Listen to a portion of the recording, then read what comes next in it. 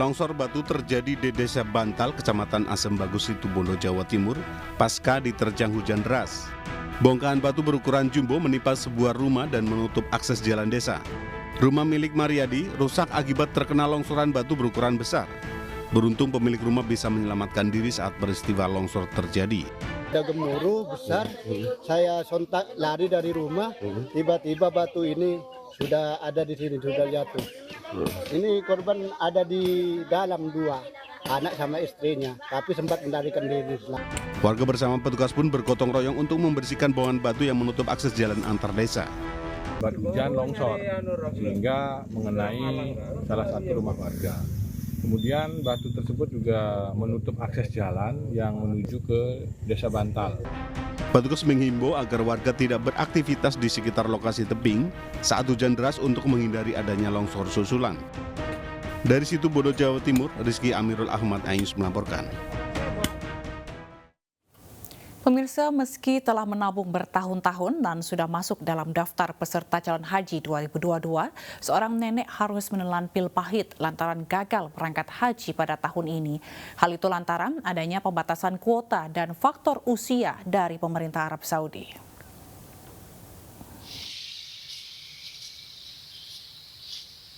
Nenek Sofiarni Tanjung hanya bisa menghapus air matanya saat mengetahui namanya dicoret dari daftar peserta calon haji tahun 2022 oleh kantor Kementerian Agama Mandailing Natal, Sumatera Utara. Ia tak menyangka, meski telah lama menunggu dan seharusnya berangkat pada tahun ini, namun tiba-tiba namanya dicoret. Namanya dicoret lantaran adanya pembatasan kuota haji pada tahun ini serta faktor usia. Nenek Sofiarni kini berusia 66 tahun, sementara pemerintah Arab Saudi membatasi usia calon haji maksimal 65 tahun. Meski tak jadi berangkat haji, namun Nenek Sofiarni tak berniat menarik dana haji yang telah ia tabung selama puluhan tahun. Rupiah demi rupiah ia kumpulkan dari hasil usaha warung nasinya. Tahun ini berangkat, tapi paling sakit lah. Tahun ini berangkat sebagian. Mana yang tua nggak ikut, mana yang muda berangkat. Itulah makanya memang sudah begitu peraturannya, tapi perasaan itu sedih lah.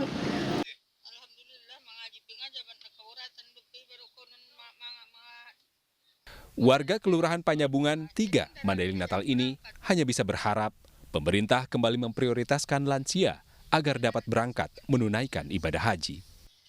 Dari Mandailing Natal, Sumatera Utara, Ahmad Hussein Lubis melaporkan. 828 petugas haji mengikuti geladi bersih persiapan penyelenggaraan haji. Geladi bersih dilaksanakan guna mematangkan persiapan menyambut jamaah haji Indonesia di masa pandemi.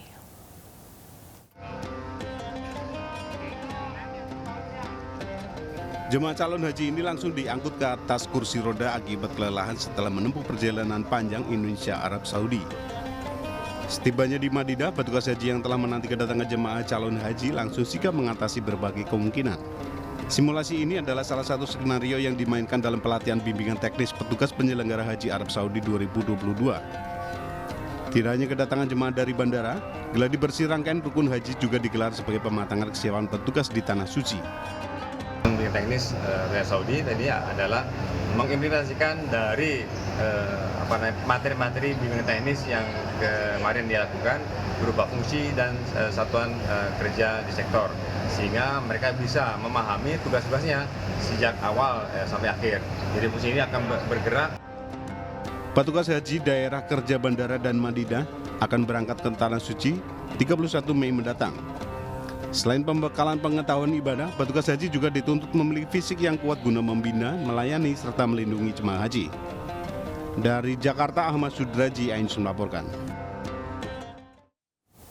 Mengusung semangat kerukunan dan kebersamaan, MNC Group menggelar Halal Bihalal sebagai akhir dari rangkaian kegiatan bulan suci Ramadan.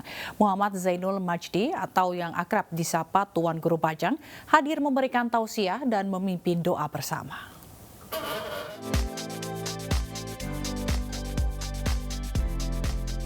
Semangat baru dan kebersamaan merekah dalam perayaan Halal Bihalal MNC Group yang digelar di Jakarta Concert Hall, Jakarta Pusat, serta secara virtual. Acara yang mengusung tema dengan silaturahmi kita membangun kerukunan bangsa ini dihadiri oleh seluruh karyawan MNC Group. Muhammad Zainul Maji atau yang akrab disapa Tuan Guru Bajang memberikan tausiah dan memimpin doa bersama. Dengan semangat halal bihalal ya saya pikir perbanyak perjumpaan, ya kemudian berlapang dada, kemudian menyikapi perbedaan ini secara proporsional. Termasuk dalam masalah kontestasi sosial, ekonomi, politik, kita tetap mengedepankan bahwa ini bagian dari dinamika kita sebagai satu bangsa. Ya, jadi halal bihalal tadi Pak TGB kan udah jelas sebagai sarana bukan rutinitas tapi saling memaafkan tanpa melihat siapa yang salah, dan juga perlu sebagai sarana untuk introspeksi bahwa kita ini banyak kelemahan, mampu untuk berubah diri kita untuk lebih baik, mengurangi kelemahan-kelemahan kita, memperbaiki kelemahan-kelemahan kita. Selain merekatkan silaturahmi antar karyawan, Hari Tanu Sudipyo juga memaparkan perkembangan terbaru dari seluruh unit bisnis MNC Group. Salah satunya kemajuan transformasi digital yang tengah diadopsi oleh korporasi baik dalam layanan perbankan, konten hiburan, berita, dan games online. Tim Liputan iNews melaporkan. Wanita cantik warga negara asing asal Estonia yang membuat video menghina kepolisian di Bali dikabarkan telah pergi meninggalkan Bali.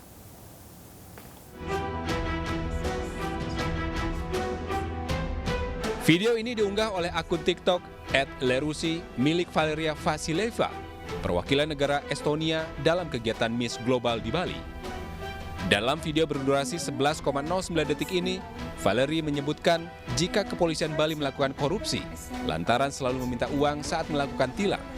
Setelah videonya viral dan menuai komentar, Valerie menghapus dan mengunggah video permintaan maaf. Pasca kejadian ini, Kakanwil Kemenkumham Bali belum bisa memasukkan pelaku ke dalam daftar hitam orang untuk melakukan perjalanan ke Bali dan menyerahkan kasusnya pada pihak kepolisian. Kita tidak bisa melakukan pencegahan maupun penangkalan karena belum ada prosesnya. Kita tidak bisa melakukan prosesnya karena kita tidak bertemu dengan yang bersangkutan, yang kita ketahui. Sementara hingga saat ini belum ada keterangan resmi yang dikeluarkan pihak kepolisian daerah Bali terkait video viral tersebut. Dari Denpasar, Bali, Indira Ari melaporkan. Pemirsa, meski tidak menempuh pendidikan tinggi, penyanyi Taylor Swift tetap menerima gelar doktor dari New York University.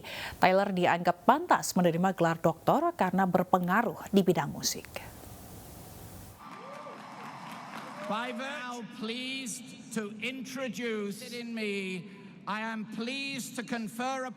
Superstar Taylor Swift menerima gelar Doctor of Fine Arts dari Universitas New York, Amerika Serikat di Yankee Stadium. Meski tidak pernah menempuh pendidikan tingkat tinggi, penyanyi dunia ini dinilai pantas menyandang gelar doktor karena memiliki pengaruh besar di dunia musik. Ia mengakui gelar doktor yang ia terima hanya di atas kertas. Namun demikian, gelar ini memberi ia semangat untuk menghasilkan karya musik terbaik. I'd like to thank NYU for making me, technically, on paper at least, a doctor.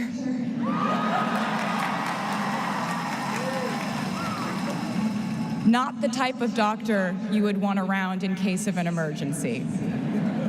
Unless your specific emergency was that you desperately needed to hear a song with a catchy hook and an intensely cathartic bridge section. Sosok Taylor Swift menjadi mata kuliah di NYU pada tahun ini. Mata kuliah ini menarik minat mahasiswa untuk mengikuti kelasnya. Menurut pihak NYU, pemberian gelar doktor pada Taylor telah melalui proses seleksi panjang dan telah disetujui oleh Senat serta Dewan Pengawas.